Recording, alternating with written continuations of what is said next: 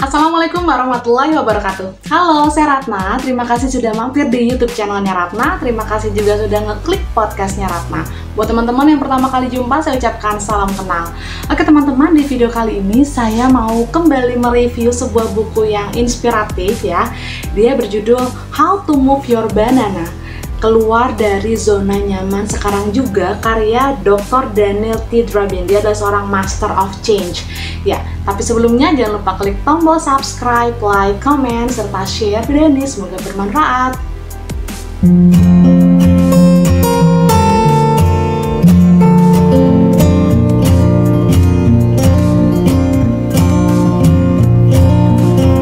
Please subscribe, klik loncengnya, like, comment, dan share video ini ya guys. Oke teman-teman, di buku ini Dr. Daniel T. Drabin itu menganalogikan kehidupan itu seperti sesisir pisang. Jadi pisang itu ada yang busuk dan ada yang tak busuk. Nah, pisang yang busuk itu diibaratkan sebagai hambatan-hambatan dalam hidup untuk meraih impian kita. Sedangkan pisang yang bagus adalah potensi-potensi yang bisa kita pertahankan untuk meraih tujuan-tujuan kita.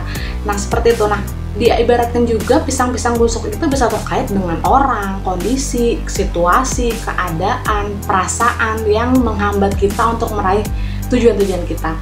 Nah, Dr. Drabin ini menjelaskan beberapa langkah-langkah potensial untuk kita, bagaimana kita menerobos hambatan-hambatan tersebut agar tujuan kita bisa tercapai. Ya, saya mengambil sekitar 9 hikmah ya dari buku ini. Semoga kita bisa mengambil hikmahnya.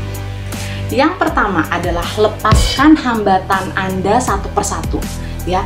Jadi kita harus jujur sama diri sendiri. Coba deh teman-teman ambil satu buah buku, lalu teman-teman tuliskan pisang-pisang busuk ataupun hambatan-hambatan yang ada pada diri teman-teman saat kita ingin menjadi orang-orang yang maju dan lebih sukses gitu. Lalu kita identifikasi tuh hal-hal apa saja yang menghambat kita. Mungkin kurang pede, mungkin kurang pengalaman, mungkin kurang belajar, mungkin ada masalah psikis atau kesehatan yang bisa kita carikan solusinya. Kalau perlu kita minta bantuan orang lain untuk menemukan solusinya. Nah, kita harus jujur pada diri sendiri dan mengenali permasalahannya sehingga kita bisa menuntaskan permasalahan tersebut. Dengan itu kita jadi lebih semangat dan mencari langkah-langkah lain untuk menjadi lebih baik. Ya teman-teman, yang kedua adalah terimalah rasa sakit saat mengubah ya. Ketika kita yang awalnya masih biasa-biasa aja, kok kehidupan rutin dan kita pengen mengubah jadi lebih baik. Tentunya untuk mendapatkan hasil yang berbeda, kita nggak mungkin dong melakukan hal yang sama dari waktu ke waktu. Seperti itu. Ya Allah Subhanahu wa Ta'ala juga menjelaskan bahwa Allah tidak akan mengubah suatu kaum kecuali kaum itu mau mengubahnya. Oleh karena itu kita harus bersabar atas rasa tidak nyaman saat berubah. Contohnya ya, untuk menjadi orang yang lebih pandai kita harus banyak membaca. Kan itu butuh waktu, butuh proses. Kita harus misalnya bertanya kepada orang yang berilmu, itu kan juga butuh pengalaman, butuh waktu gitu. Dan kita harus bersabar dalam proses meraih kesuksesan tersebut, bersabar dalam berubah. Yang ketiga adalah jadilah CEO atas kehidupan kita sendiri ya. CEO itu atau Chief Executive Officer atau pemimpin. Kita harus menjadi pemimpin bagi diri kita sendiri ya. Milikilah visi, misi, tujuan hidup. Karena apa? Kalau kita tidak memiliki visi, misi kita sendiri, maka kita akan diatur oleh orang lain ya, seperti itu. Kalau dalam hal bergaul dengan orang lain, kita bisa melakukannya untuk berkolaborasi ya dalam suatu project. Namun, kita tetap harus memiliki tujuan yang jelas terhadap diri sendiri. Even kita mungkin bagian dari sebuah organisasi, bagian dari sebuah instansi, bagian dari sebuah sekolah misalnya, tapi kita harus tahu nih, karena diri kita sendiri itu diciptakan unik, diciptakan oleh Allah Subhanahu wa Ta'ala, Allah Yang Maha Esa, dalam kondisi yang unik. Oleh karena itu kita harus menemukan bakat kita agar kita tahu nih hal-hal apa yang harus kita lakukan dan kita merenung kira-kira visi apa yang harus kita kejar. Yang kelima adalah lakukan program perbaikan diri secara terus-menerus ya.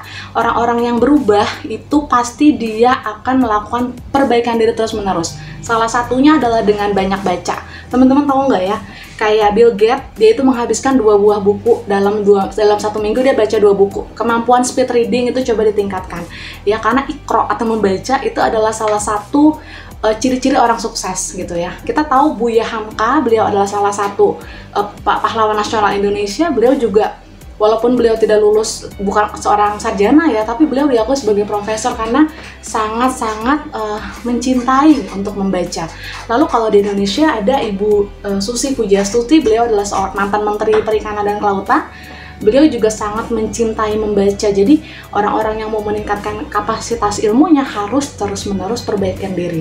Ada satu istilah ya, orang yang terus-menerus belajar akan tetap muda, tapi kalau orang yang berhenti belajar, dia akan menua, seperti itu. Jadi teruslah improvisasi untuk belajar, perbanyak buku. 1 bulan upayakan ada sekitar 1-7 buku yang bisa kita baca. Yang keenam, milikilah fisik dan pikiran yang sehat ya teman-teman. Temukanlah ilmu untuk bagaimana kita memiliki fisik dan pikiran yang sehat ya. Kalau misalnya fisik yang sehat dengan makanan bergizi, olahraga yang rutin, minum vitamin, minum susu, for example kayak gitu. Lalu juga kalau misalnya psikis yang kuat ataupun mental yang kuat ya, salah satunya dengan kita beribadah ya, beribadah kepada Allah, yang beribadah kepada Tuhan Yang Maha Esa, lalu kita berserah diri, bersyukur, lalu juga berderma, berbagi, itu juga merupakan bagian kekuatan untuk meningkatkan psikis kita. Jadi ketika kita sudah memiliki fisik yang sehat dan psikis yang semangat, insya Allah itu akan menjadi bahan bakar kita untuk meraih kesuksesan. Ya, yang ketujuh adalah milikilah kepercayaan diri untuk meraih tujuan. Ya teman-teman, kalau ada komentar dari netizen ataupun teman yang akan menjatuhkan kita, pokoknya komentar yang nggak enak ya, itu kalau nggak usah dihiraukan, jangan patah semangat, jangan sedih gitu. Karena walaupun orang-orang di sekeliling kita tuh tidak percaya apa yang mau kita raih ya, misalnya nih pengen jadi YouTuber sukses, atau saya mau menjadi seorang penulis sukses, atau menjadi pengusaha sukses, atau ingin menjadi seorang produsen makanan atau produsen baju muslim yang sukses gitu. Orang lain banyak yang bilang, kamu nggak mungkin. Mereka bisa aja bilang seperti itu, tapi kamu harus yakin ada dirimu sendiri yang percaya sama kamu sendiri. Kalau bukan diri kita yang percaya diri sama diri kita sendiri, siapa lagi? Seperti itu. Dan yakinlah ya, janjinya Allah Subhanahu wa Ta'ala, kalau misalnya kita ingin berubah, pasti akan ada pertolongan ya. Dan Allah tidak akan mengubah keadaan suatu kaum kecuali kaum itu ingin mengubahnya. Jadi percaya dirilah bahwa kita mampu untuk meraih apa yang kita inginkan. Yang kedelapan adalah bagaimana kita harus siap untuk bekerja keras dan bekerja hebat dalam meraih tujuan kita. Ya, saya juga terinspirasi dari buku ini juga dari Bapak Sandiaga Uno ya. Beliau pernah bilang kerja ikhlas, kerja tuntas gitu. Bagaimana kita punya rencana ya, punya jadwal untuk bagaimana kita memiliki prestasi yang baik dalam bekerja. Seperti itu. Jadi harus siap-siap nih kalau misalnya kita mau jadi YouTuber sukses, harus bagaimana kita memproduksi videonya, bekerja keras seperti itu. Kalau kita mau melanjutkan kuliah, bagaimana caranya belajar sungguh-sungguh untuk meraihnya. Kalau kita mau menjadi ibu rumah tangga yang bisa mendidik anak-anaknya seperti apa, harus terus belajar gitu untuk bagaimana kita memberikan bekerja keras dan bekerja hebat untuk menjadi orang-orang profesional di bidangnya.